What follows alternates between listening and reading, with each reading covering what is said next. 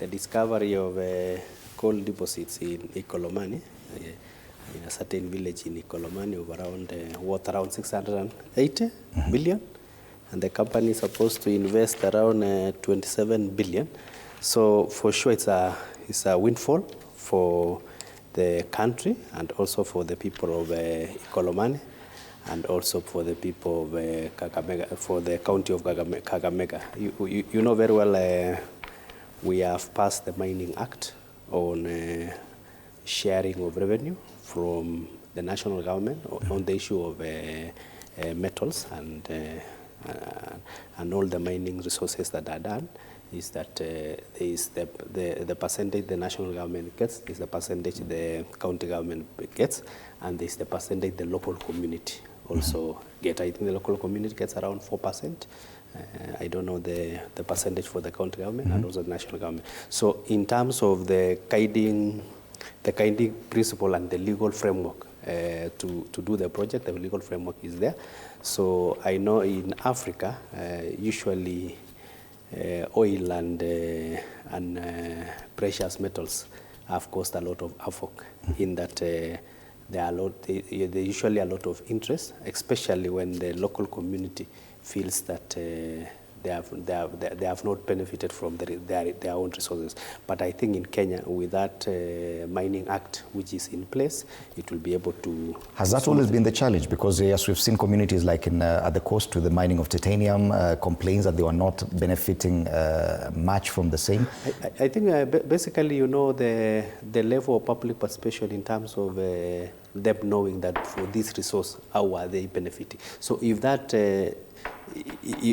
message is not passed very well and you get buy-ins, you know, sometimes that's somebody just comes and starts mining, people don't know what, so it now, and the ballooning propaganda in between actually messes up. But I think if it is done in a systematic way whereby the local community are explained with, the benefits they will be able to accrue in terms of developing the area, what they will be able to benefit in terms of boosting the health sector, all those social benefits that are accrued. So if in totality they can paint the real picture of what are the benefits vis-a-vis the disadvantages, I think the community can buy it. So we urge the implementers to make sure that at least before they start project, they make sure that at least they have the buy-in from the local community, from the county government, and all the political leaders that are around, because you need everybody, because you know, when somebody like a politician throws something into the works, it messes up. So let us be systematic, let us buy in, let us be professional in how we handle the issue, and I believe if it is handled properly, then everybody will want to benefit. Yes, but we've seen, Fanyamambo, that across Africa, some of these discoveries, some of this prospection of minerals and even oil have turned out to be more of a curse than a blessing in DRC, in Nigeria. How different would it be for the Kenyan situation? I'd like to take us back. Around 2020, we were told that there was titanium estimated to be worth about 5 trillion Kenya shillings. In another measurement, they said the titanium was worth around 160 million US dollars, which is about 2 trillion. That titanium was mined. Now I'm telling you about something that has happened. So the company came, they set up base in Kwale. There was a lot of activity. They mined titanium. And the titanium is a very precious metal used for very important activities. Have we seen an impact of 5 trillion in Kwale? Have we seen lives change to the tune of 5 trillion? Sometimes some of this big news is exciting. 5 trillion is close to twice our national budget if we counted 3 trillion per year. So basically the titanium was supposed to at least at that time have funded our national budget for 2 years. We are yet to see an impact of that magnitude. Now we have gold worth 680 billion being discovered in Kakamega. This is a good thing But at the same time, we need to remember 680 billion to this economy is what we give to the Ministry of Education to run its activities for 1 year. So again, the impact of 680 billion may not be felt to everybody. What I feel and what I think we need to do so that people will never forget we had gold worth 680 billion is that we need to create infrastructure in that place. We need to water those people, because instead of saying we are going to give 4% to the community, let us do roads for that community. Let us do piped water for that community. Let us make sure that that community has electricity. So I strongly recommend that first, because we have to displace those people. There's no way it's going to be mined when they are there. So let the compensation be right. Let us have a very fair way of estimating how much their land is worth. Let us compensate them properly, because they have to be moved. Mining will not happen there. I see there's a lot of human settlement. So let us be humane in how we do it. And after we've done that, instead of saying we gave money to those communities, because that is very amorphous, it's intangible, it's invisible. Let us make sure that every home there gets electricity, they get water, they get good roads, they get hospitals and proper infrastructure. Yes. It is one of the best ways in which those communities can benefit. So it is my hope that by the time we are done mining gold worth 680 billion, there will be something visible in terms of impact to the lives of people of Ikolomani before it goes to any other place. And perhaps the fact that they may have to displace, they will have to displace about 800 households. Probably that's the first opportunity for these families to benefit. But there's always been politics about displacement and compensation. We've seen what happened with the SGR land buying and stuff like that. That is also a potential issue of concern. Okay, maybe just to correct what Wakili has said, on the issue of the local community and the 4% that is provided under the Mining Act. It is not that they are given cash, that they line up and given cash. You remember when we were doing the oil in Turkana,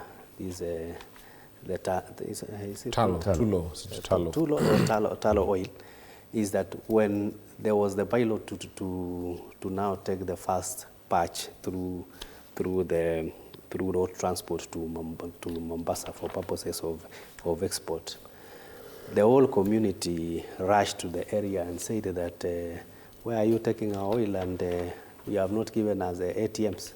We need ATMs so that when it goes, we go and put it in the bank and the money comes. So it is not like that. What happens is that the local communities will form their organization, to organize themselves, and they usually identify the projects to be done within the local community. These are community-based projects. So they'll identify whether it's a school, whether it's a dispensary, whichever they want to do, then that amount of 4% goes into supporting that.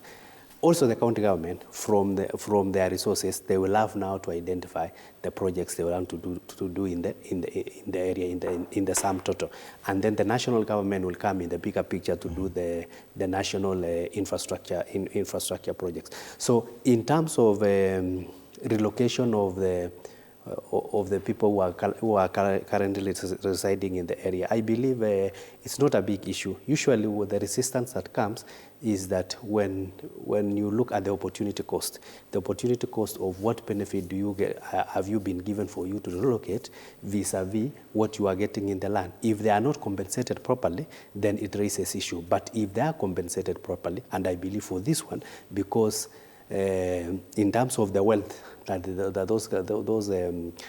those residents were residing on, it is so huge that in terms of the package they will be given, it should be commensurate with the resources they have left for this investor, given that if at all he will be given the license. And don't forget, in terms of we have not exploited our mineral resource, our natural resources. If you go to there's a belt in West Pokot that it has also a huge deposits of gold.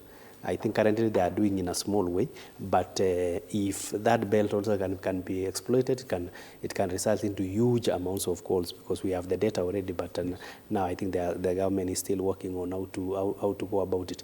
Usually, what happens is that, because we are talking in Africa, it causes a lot of problems rather than a lot of benefits. What usually happens is the appetite. You know, when you have a region, like now, if you mention that you have a region, you have discovered resources that is worth 10 trillion, then somebody will think, why should we, some leaders with myopic reasoning will start saying, why do we need to be in Kenya? Why don't we hive off ourselves and become a country?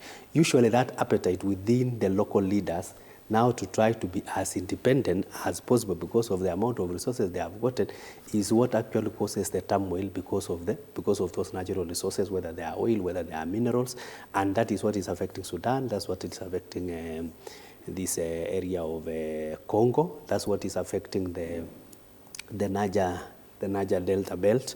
So usually when a certain region within the country are so much resources that compared to the national resources that are available, they feel that they can be able to run on their own. So the local leaders now start forming militias to try to hive off themselves into their own country, and that is the biggest disaster that we have in Africa, and that is why we also say that the discovery of these minerals, if not managed properly, can be a political challenge that can destroy a country. So it has so many dimensions that sometimes, even if you have the law, but the appetite within the local leadership can be even go beyond the law that is established. Yes, definitely excitement. Just to look at the headline, Kenya strikes 680 billion shilling worth of gold in Ikolomani, an area that has traditionally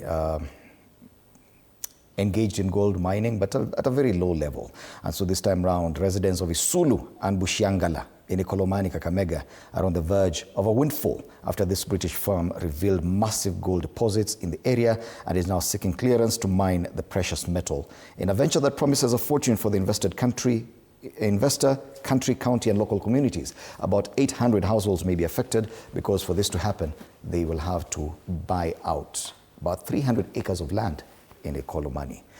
So yes, let's hope that it works out. So the other big discussion that has dominated our headlines, today it's not on the front pages, but it's something definitely that has been a big talking point, is what's happening in the region. And we look at the cartoons today. Out of 4 cartoons, 3 of them focused on what's happening in Uganda, Tanzania, and Kenya. And they are